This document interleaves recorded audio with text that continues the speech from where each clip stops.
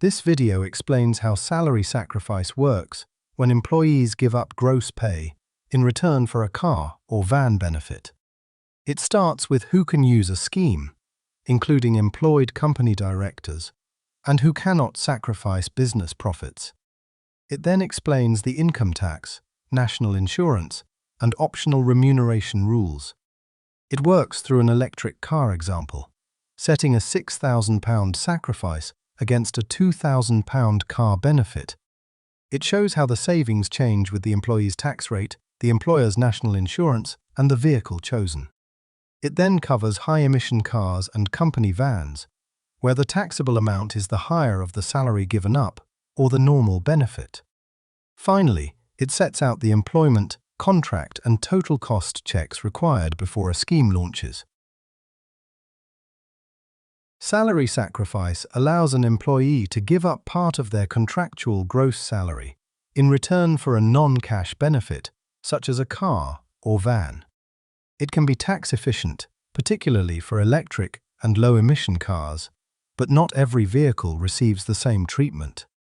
The employee's tax and national insurance position, the vehicle benefit, and the employer's costs all need to be modeled. Salary sacrifice is for employees, including company directors, who are employees of their company. A sole trader cannot sacrifice salary from their own business profits, and an individual partner cannot sacrifice their partnership profit share.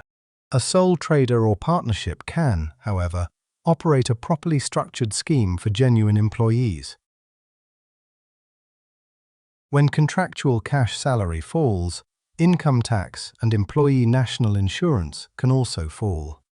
In 2026 to 2027, a standard employee normally pays national insurance at 8% between the primary threshold and upper earnings limit, and 2% above it. The employer normally pays 15% national insurance on salary above the secondary threshold. The employee is then taxed on the vehicle benefit, and the employer normally pays Class 1A national insurance at 15% on that benefit. For most benefits provided through optional remuneration arrangements, the taxable amount is the higher of the salary or cash pay given up and the normal benefit-in-kind value. Cars with official CO2 emissions no more than 75 grams per kilometre are an important exception. These low-emission cars continue to use the normal company car benefit calculation without comparing it with the salary sacrificed. This includes fully electric cars and many plug-in hybrids. Take an electric car with a tax list price of £50,000. The employee sacrifices £500 a month, or £6,000 a year. The 2026 to 2027 electric car percentage is 4%, so the normal taxable car benefit is £2,000. Because the car has zero emissions, the employee is taxed on the £2,000 normal benefit rather than the £6,000 salary sacrificed. Assume a basic rate employee sacrifices income that would all have attracted 20% income tax and 8% employee national insurance. The £6,000 sacrifice saves £1,200 of income tax and £480 of national insurance, a total of £1,680. Tax on the £2,000 car benefit is £400. The simplified annual employee saving is therefore £1,280 before pension effects, student loans, scheme fees, or other adjustments. For a higher rate employee whose sacrificed pay is above the upper earnings limit, the £6,000 sacrifice may save £2,400 of income tax and £120 of employee national insurance. Tax on the £2,000 car benefit is £800, leaving a simplified employee saving of £1,720. The employer may save up to £900 of Class 1 national insurance on the salary given up, but pays £300 of Class 1A national insurance on the benefit. That is a simplified gross employer national insurance saving of £600 before scheme and vehicle costs. Now use a plug-in hybrid with a £45,000 list price, emissions below 50 grams and a 50-mile approved electric range. Its 2026 to 2027 percentage is 10%, producing a £4,500 benefit. With a £6,000 sacrifice, the basic rate employee is left with £780 and the higher rate employee with £720. The basic rate employee saves £1,680 on salary tax and national insurance, then pays £900 of benefit tax.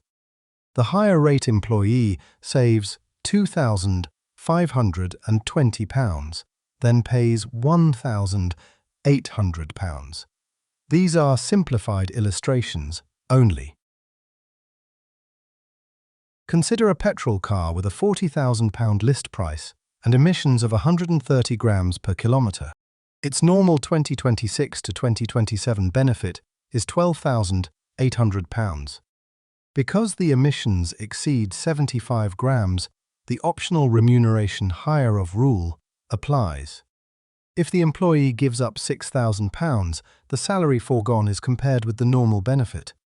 The taxable amount remains the higher £12,800 normal car benefit. Salary sacrifice does not convert a high-emission car into a low-tax benefit. Vans are also subject to the optional remuneration comparison.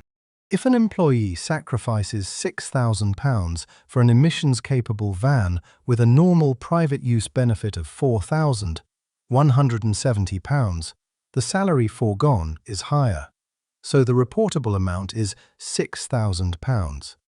This is especially important for electric vans.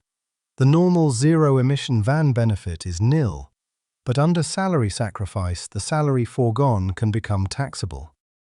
A £6,000 sacrifice can therefore create a £6,000 taxable amount, even though the normal electric van benefit is zero. Salary sacrifice can affect pensionable pay and statutory payments. It can also affect mortgage affordability, life cover, and student loan deductions. It must not reduce cash pay below the national minimum wage. The employment contract must be changed correctly before the benefit is provided. Electric cars are usually the strongest vehicle option, but every scheme should compare salary foregone, benefit tax, employee and employer national insurance, vehicle cost, and scheme fees before implementation. For a tailored review of your salary sacrifice position, speak to ABC Business Services. You can speak directly with a member of our team, email us to arrange an appointment, or visit our website for more information.